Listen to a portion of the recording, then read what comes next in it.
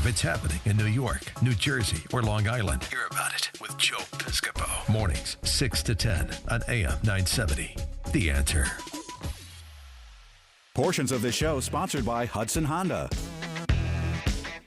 All right, here we go. Thank you, Albert. 7:28 right now on AM 970. The Answer with Jersey Joe on the radio. Frankie Five Barrels is here. Big Al is here.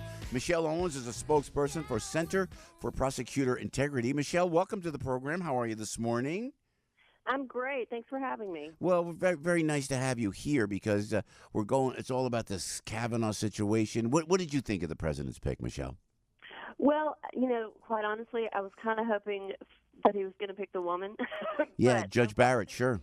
Yeah, I do like Brett Kavanaugh, though. Several things about him are really good. I like that he's an originist, and I think that he's going to do a good job. If he gets confirmed, I think he may have a tough road. And we were laughing because is there a provision in the Constitution that we missed that says you only pick Supreme Court justices from Harvard and Yale? Did we miss something there? Well, that's the thing. One thing I read, I'm like, and he's a Yale grad, big surprise. Yeah. Oh, man. And this pick is important. This is important. But do you think that what's it going to be to get confirmed? He's going to have to go through, I think, hell, this guy. I don't know that it's going to be easy at all. If he makes it at all, what are you feeling, Michelle?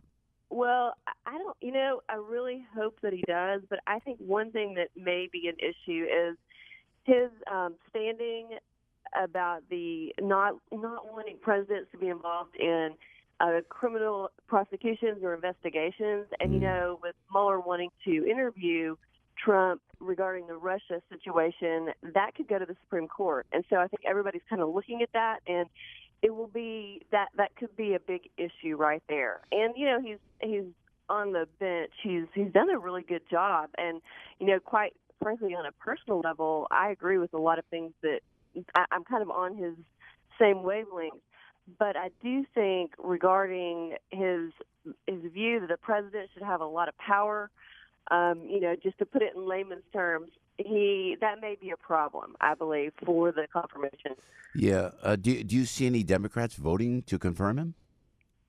Well, you know what the problem is right now? Everything is so divided between Democrat and Republican that I don't know that the Democrats would vote to confirm anyone, even if it was, if we put in someone with completely Democratic left views, but they called themselves a Republican, I don't think they would confirm them because it is so divided left and right.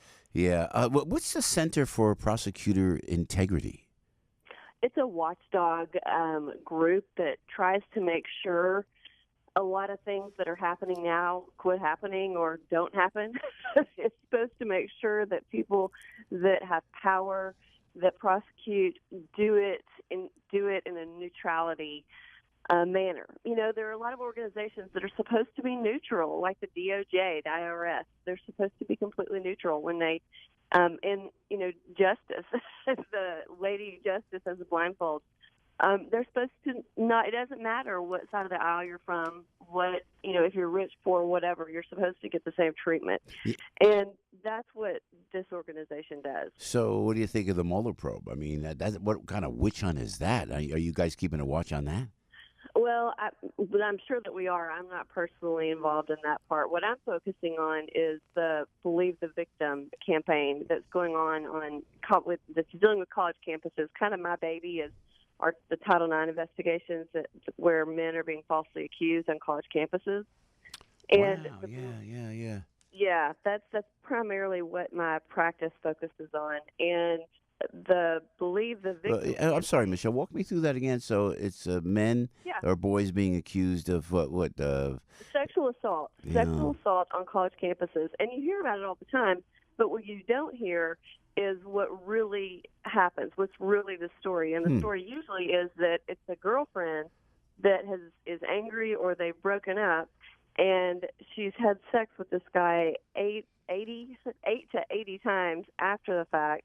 But this one time 8 months ago, she says was non-consensual.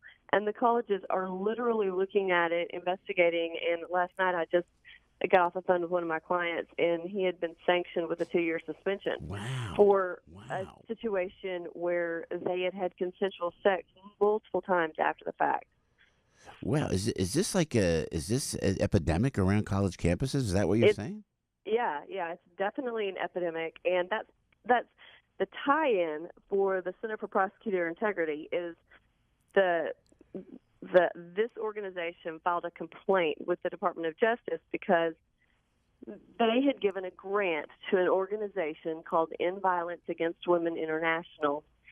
And the problem with that organization is they support this Believe the Victim campaign, which sounds great on its face, but when you go into any situation believing the victim and you're supposed to be an investigator, which should be a neutral, then you're biased from the beginning, and you've deprived somebody of due process from the very outset, which is against the Constitution. So anything that the Department of Justice gives funding to cannot be against the Constitution. It has to be constitutional, and it's not. So that's the Center for Prosecutor Integrity has filed a complaint with the DOJ against that grant giving that is unconstitutional. No, and as a woman, before we let you go, Michelle, the Me Too movement, sometimes, I mean, we understand it. We feel for the women in this regard more than we could tell you. I mean, especially me being the father of 3 daughters. But sometimes I think they push it a little too far and could end up hurting women in the long run. Well, it will hurt women in the long run. I mean, right now it's already done more damage. It's taken the women's movement back about 50 years. Really? Because right now, my husband's self-employed, and I've said don't hire a woman because all she has to do is get angry because you don't give her a raise, you do something wrong that she doesn't like, and it's her word against yours, and you're automatically guilty from the outset. So, now you have a situation where men are not wanting to work with women. You don't want to be alone with a woman because you don't know what they're going to say, because if they say something, they're going to be believed. And that's a really sad thing. And it's a really sad thing to think that women have resorted to bringing things up that happened 20 years ago, but not having said anything then.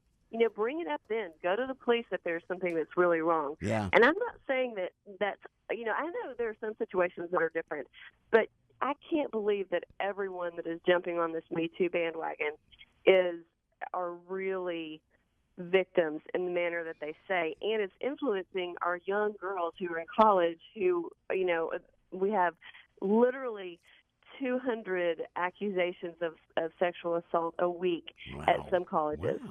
Wow. And there aren't that many. They're false. Michelle Owens, where can we learn more about your group? The Center for Prosecutor Integrity.org. All right, Michelle, thanks a lot. Listen, come back soon, and thanks for taking the time to chat with us this morning. Yeah, thanks for having me. Very, very interesting. That's wild. Michelle Owens right there. Piscopo in the morning. Everybody knows this guy. No, everybody knows he can do a radio show. Joe Piscopo. Mornings, 6 to 10 on AM 970. The Answer.